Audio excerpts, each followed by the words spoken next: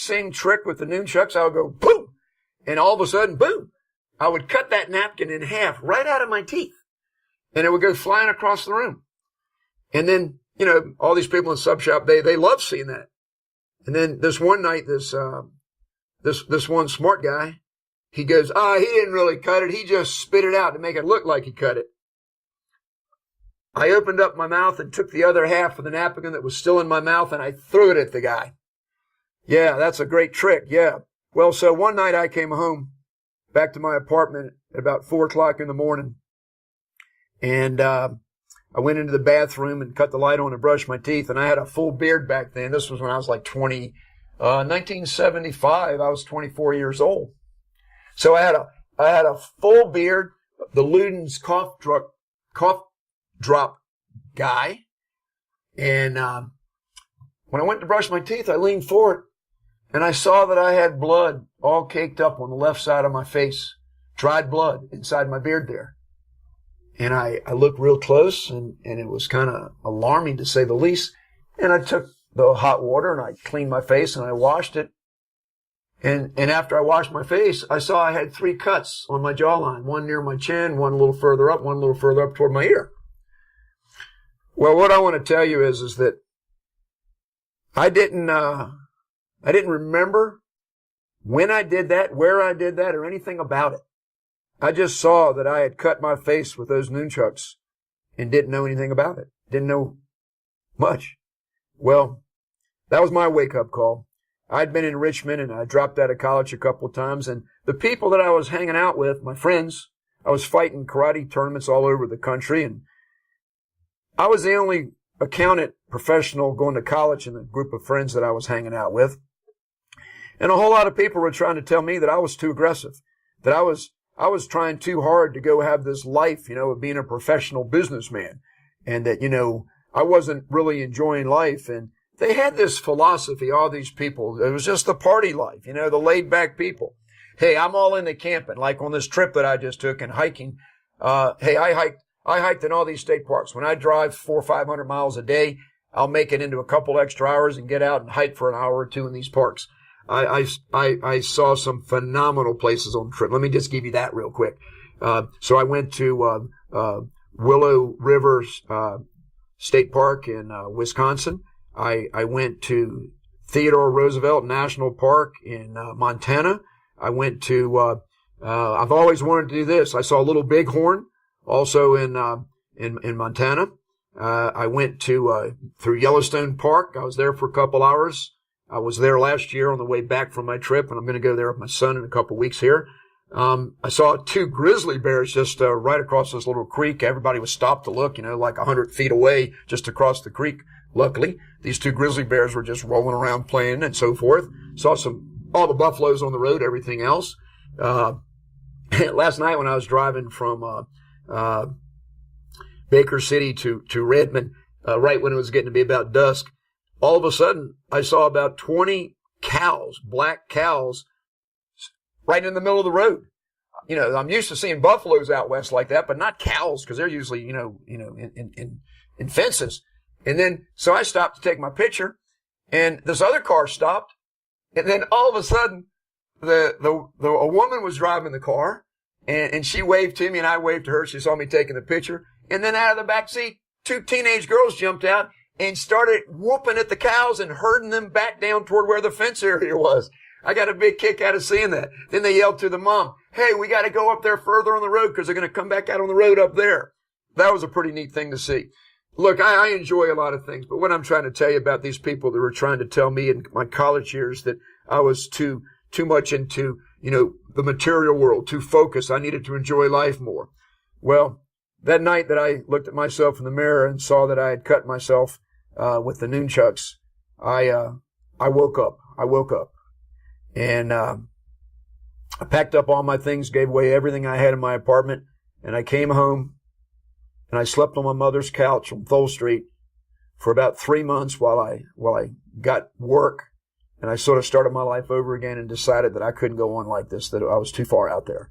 Well, when I tell that story in prisons, that's a connecting story, because practically every single person that's in prison, they let their life go also. I'm trying to help them reel their life back in. And so that's part of what I do. I do surveys when I'm in prison. I got just a really simple little survey.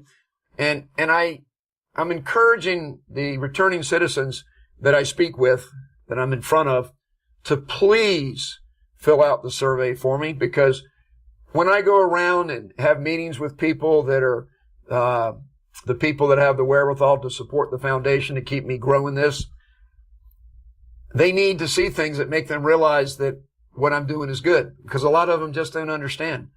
I'm going to say this, and I've said it before, but when I go into prison, I love the men and women that I spend my time with. They are real people, and they've all made mistakes, obviously, or they wouldn't be where they're at in prison. And they're real, though. And that's one of the things I love about being in prison.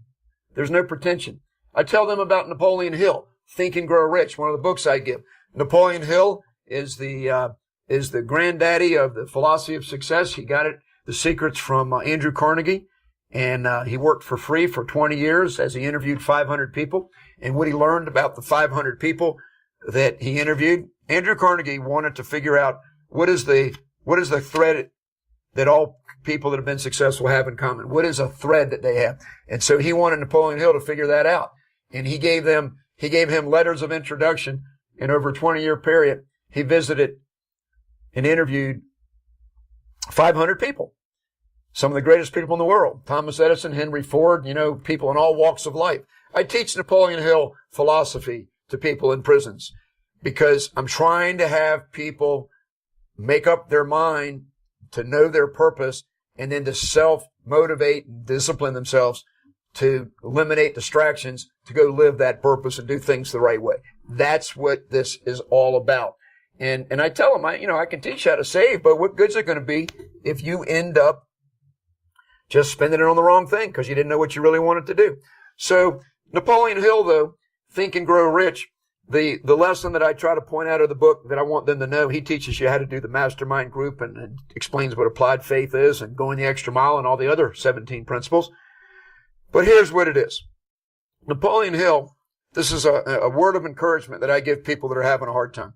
Napoleon Hill, he learned that of all these people that he interviewed, almost without exception, they all experienced and suffered their greatest setback, failure in life, where they were at the proverbial bottom of the barrel. Life had beat them down, and they were at the very bottom, and they all had the same experience. When they were down at the bottom of the barrel, stripped of everything, totally defeated, they all had this experience. They said, I will never, ever let life do this to me again. And at that point, they got the number one principle of Napoleon Hill. The first principle is definiteness of purpose. Definiteness of purpose. They got focused. They looked up. They developed what Jim Stovall's trying to show me on how to just stay focused and eliminate distractions. Don't let people pull you down. Don't let people tell you can't. They all got focused, and then they rose to the success that made them to where the world knows who they are, the famous, successful people that they are.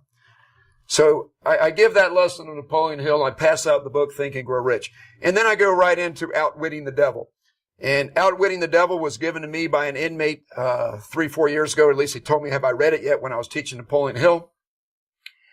And I said, no. Well, the book wasn't published for 75 years after Napoleon Hill wrote it because it was so controversial. His thoughts on organized religion and public education. And I can tell you this, I experienced the same thing that Napoleon Hill experienced. The way of the world is just to do things a certain way. When some of these officials in prisons, they even sit in on my class when I'm doing it. And then they go, well, I thought you were going to teach, financial literacy, not just do a motivational thing. And I said, I did teach financial literacy. I have men come up to me afterwards, and when I did the 5-minute Missouri State Correctional Center, and I said to them, well, gentlemen, I hope that I've been able to help you today. I hope I've given you some insights and pointers on handling your money. so that you'll be able to better handle your money. And this one man named Jeffrey, he said, Steve, yeah, you did that. I'm going to change the way I spend my money because I never thought about it the way you've shown it to me. He says, but I'll tell you what you've done for me, Steve. You've shown me things about how to live life that I never knew. You're really teaching how to live a proper life. And I just said, God bless you. Another gentleman named Isaac in that class, he said, Steve, I saw him right after the class was over. It was like a work center, minimum security. And I saw him when I was getting into my car, and he thanked me, and he goes, Steve, thanks for coming. And I really like the way you weave your testimony into what you're teaching us. It makes it so understandable and real. And he said, I've already called my parents and told them to join Right Thinking so we can keep in touch with you. This means so much to me to get these kind of responses. Now, I want to tell you two stories here. Two stories that are happened. When I go in and I tell the men that, it's the 85% that I'm really there after, there to try to help, to send y'all back to your families. I said, I care about you. I love y'all, but I more want to make sure we get to those kids. When I went to Charleston, West Virginia, I was supposed to have, like 60 men and women in there. It's a co-ed place, and it's in the cafeteria.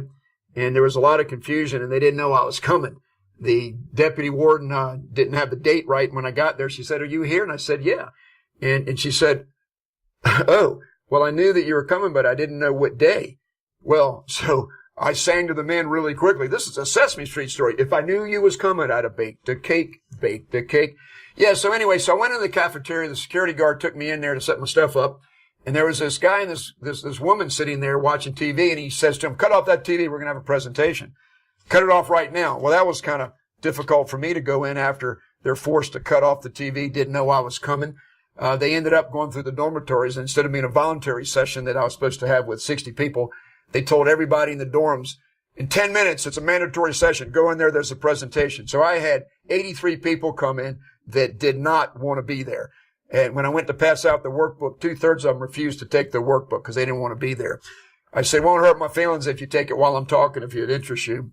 So 10 or 12 of them took it, and another 15 took it as they left. So I made some points with them. But as I spoke, one man in there, his name's John, right in the middle of what I was saying when I was inviting them to join the Right Thinking Online network, that we want to be there and provide friends to you when you get out, because you're going to need a friend. When I went into that, all of a sudden this guy was very irritated. He's one of the ones that didn't take the workbook. He raises his hand and he shouts out, I don't understand you. And I said, what is it you don't understand? And he said, I don't understand anything at all about what you're doing. And I said, what's so hard to understand? That I'm telling you that I'm here to try to invite y'all to join Right Thinking Foundation online support network when you get out, so that we can assign some people that will be your friends, that want to care for and help you, that want to help make a difference, that care about you, care about the children that we're trying to reach in a non-judgmental way. And he goes, that's not realistic. He says, I've never had anybody do anything for me in my whole life. I've been in trouble my whole life. And I said, well, maybe it's time that we change that. Maybe it's time that people like me and the other people that I'm bringing to the program will be there to help you navigate. And I said, what could possibly be wrong with giving it a chance, having somebody that wants to help you move forward with your life? And he ended up saying, yeah, I guess that could be okay. On one of my questions on the survey, do you feel that the Right Thinking Foundation Online Support Network will be beneficial to you upon release? If so, why? One gentleman in a prison, he's at Powder River, he said, yes, I do. We all need a friend, and friends who will help us now and after release. It feels good to be valued and wanted by people who genuinely care. Genuinely care, not generally. Genuinely care. I love it. Here's another one that someone said. Yes, I've said many times in the past that I needed an advocate to help me with certain things in my life. I want to tell you one more story that I think's really sad. It's two of them I'll give you. The first one, the man that was in the cafeteria in Charleston when I came in.